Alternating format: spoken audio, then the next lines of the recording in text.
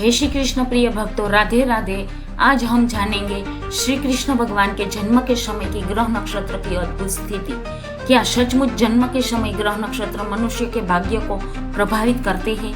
हाँ, 100% करते हैं, किंतु उसी प्रभाव से कैसे बचे वो भी जानेंगे। लेकिन प्रिय दोस्तों, आप सब मेरे लिए सिर्फ दर्शक नहीं हो बल्कि मेरे परिवार हो। सोनल पटेल चैनल पर जो भी कथा, रहस्य और भक्ति की बात होगी वो हमारे परिवार की धरोहर होगी। क्या यह केवल साधारण मनुष्य के लिए है या फिर स्वयं भगवान के जीवन में भी ग्रह नक्षत्र का प्रभाव पड़ते है? यह प्रश्न गहराई वाला है और इसी गहराई में छिपा है जीवन का अद्भुत रहस्य।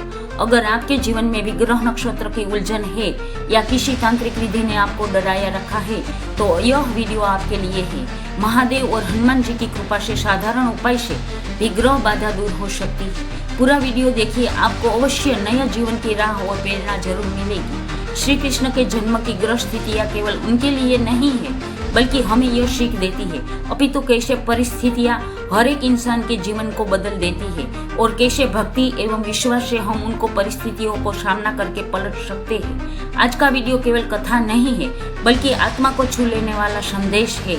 जो सामान्य इंसान हार मान लेता है, यह रहस्य उनके जीवन में नई राह और हिम्मत देगा।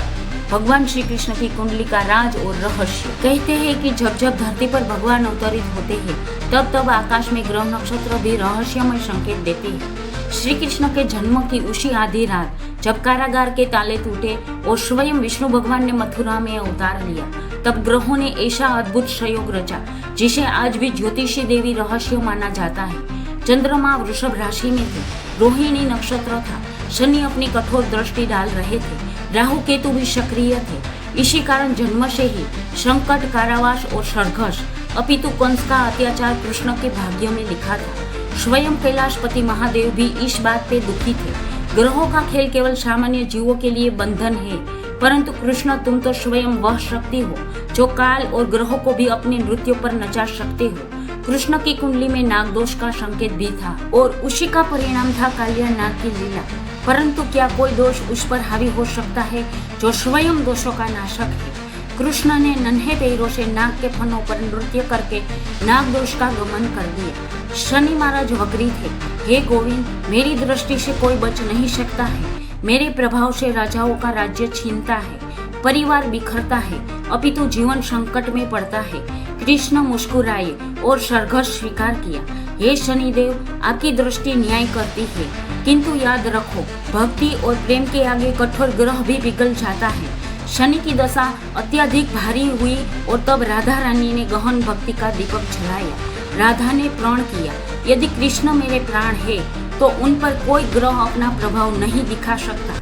हे शनिदेव, यदि मेरी भक्ति सच्ची है तो मेरी प्रार्थना है, मेरे श्याम पर आपका कोई असर नहीं होगा। शनिदेव भी पिघल गए।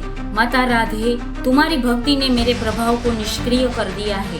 जो राधे कृष्ण को सच्चे मन से याद करेगा उस पर मेरी दृष्टि भी दयालु हो जाएगी। यही सनातन रहस्य है।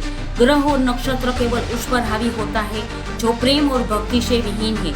जहाँ श्रद्धा, भक्ति और श्राप मन होता है वहाँ ग्रह की शक्ति भी शांत होती है। तो क्या सचमुच कृष्ण की कुंडली में ग्रह बाधा थी? हाँ थी, परंतु कृष्ण के जीवन की हर लीला बताती है। जहाँ राधा का प्रेम और महादेव का आशीर्वाद होता है वहाँ ग्रह भी भक्ति के सामने नतमस्तक हो जाते हैं।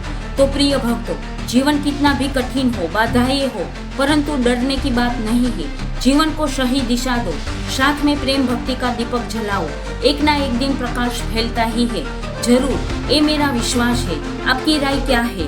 विश्वास ही सर्वोपरि है या नहीं? कमेंट में जरूर बताना। कथा अच्छी लगी है तो सब्सक्राइब कर लेना ताकि ऐसे ही गुड रहस्य आप तक पहुंचता रहे।